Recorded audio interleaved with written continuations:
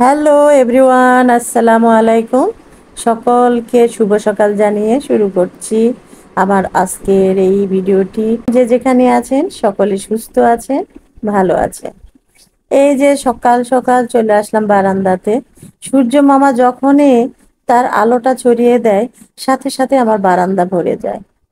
আর এই তো সুন্দর মিষ্টি রোদ, কারণ অনেক সকালে রোদটা তখন কিন্তু এতটা ভয়াবহ রূপ ধারণ করে না, ভালোই লাগে। কয়েকদিন রোদের যে তাপ, তাতে শুধু গাছের গোড়াতে পানি দেই না, পাতাগুলাকেও পানি দিয়ে ধুয়ে দেওয়ার চেষ্টা করি সকাল বিকাল। এতে করে গাছে পাতাগুলো ভালো থাকে। আর আমার রাস্তার পাশে যেহেতু বারান্দাটা, প্রত্যেকটা গাছ 2-3 ঘন্টা পর পরই মনে হয় যে ধুলা বালি আস্তর জমে গেছে। তো এই যে বড় বড় গাছগুলো, পাতাগুলো কেমন তাপে শুকিয়ে হলুদ হয়ে যাচ্ছে। তো গাছের গোড়াতে পানি দিয়েছি কালকে সন্ধ্যাবেলা, এখনো দেখছি ভিজা ভিজাই আছে। তো আবার একটু করে পানি দিয়ে নিচ্ছি, আর গাছের পাতাগুলো একটু ধুয়ে দিচ্ছি। মানুষের মতো ওদেরও তো জান আছে। এবার চলে আসলাম রান্নাঘরে। রান্নাঘরে এসে বসে বেশ কয়েকটা রুটি বেলে নিলাম।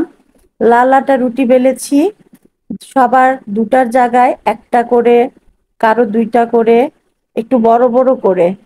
কারণ ওই ছোট ছোট করে রুটি বানাইতে বেশি সময় লাগবে, এই জন্যই এই বুদ্ধিটা করা। এক চুলায় বসিয়েছি চায়ের পানি, আর এক চুলায় রুটি সেকে নিচ্ছি। রুটিগুলো কিন্তু খুব সুন্দর ফুলছে আজকে। আমি রুটিগুলো প্রায় সবই প্রতিদিনই ফুলে, কিন্তু আজকে দেখছি যে মোটা মোটা রুটি বানিয়েছি বড় করে, তারপরেও সুন্দর ফুলে ফুলে উঠছে। ধনা পাতা, কাঁচামরিচ আর পেঁয়াজ একটু বেশি খানিক কেটে নিয়েছি, লবণ দিয়ে কষলে দুইটা ডিম মেখে নিব।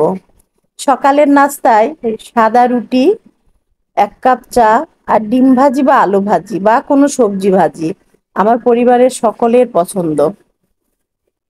আর আমিও এই খাবারটা খেয়ে কেন যেন স্বস্তি বোধ করি।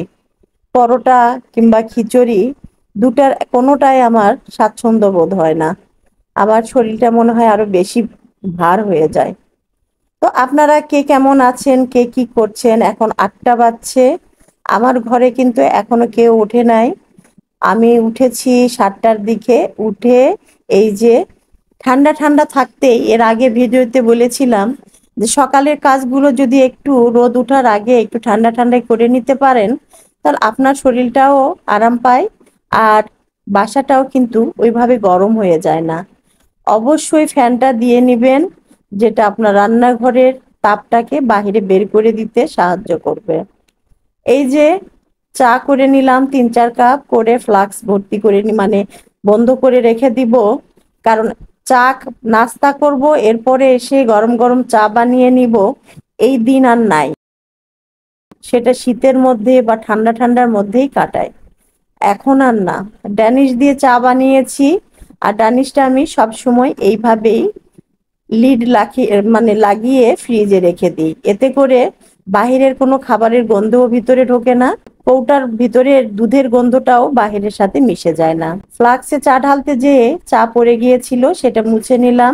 আর এই নাস্তাটা বানাতে আমার যা যা হাঁড়ি পাতিলগুলো একটু অপরিষ্কার হয়ে গেছিল, সেগুলো ধুয়ে নিব। আর এই যে সয়াবিন তেল, আমার তেলের ইয়াতে ঢালা ছিল না, তাই হাতের কাছে সরিষার তেল দিয়েই আজকে ডিম ভাজিটা করে নিচ্ছি।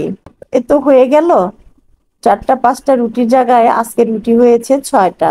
তো হয়তো দেখা দেখা যাবে দুটো একটা রুটি থেকেই গেছে। আর সেই রুটিটা থাকলে রাত্রেবেলা মেয়ে আর ভাত খাবে না। জানি না ভাতে যে তার কি অ্যালার্জি, ভাত খেতেই চায় না। আর এই যে কালকে সকালে রান্না করেছিলাম আলুর ডাল, সেটা ফ্রিজে ছিলই। তো সেই ডিশটাও বের করে নিয়ে এসেছি, একটু গরম করে নিব। আলুর ডালটা ভালোই লেগেছিল গতকাল, তো ওটা দিয়ে আমি আর ওর বাবা না হয় খেয়ে নিব। আর এই তো ডিম ভাজি আর চা থাকছে ছেলে মেয়ের জন্য। ছেলে সকালে উঠে চলে গেছে প্রাইভেটে, আর মেয়ে এখনো ঘুমাতেই আছে। ভাবছি এবার নাস্তাটা তৈরি করে নিয়ে তারপরে ওকে ডাক দিব। গরমের চোটে কি যে অবস্থা, আমার রুমটাতে এসি আছে, ছেলে মেয়ে নিয়ে শুয়ে থাকি রাত্রে বেলা। তারপরেও যদি ঘুমে মানে রাত্রে একটু আরামেই ঘুম হয়, তো কি আর করা, গরমের দিন বুঝতেই পারছেন। এই তো আপনাদের সাথে কথা বলতে বলতে নাস্তাটাও কমপ্লিট করে নিলাম। এখন সবকিছু টেবিলে নিয়ে যে রেখে ওদেরকে ডেকে নিব।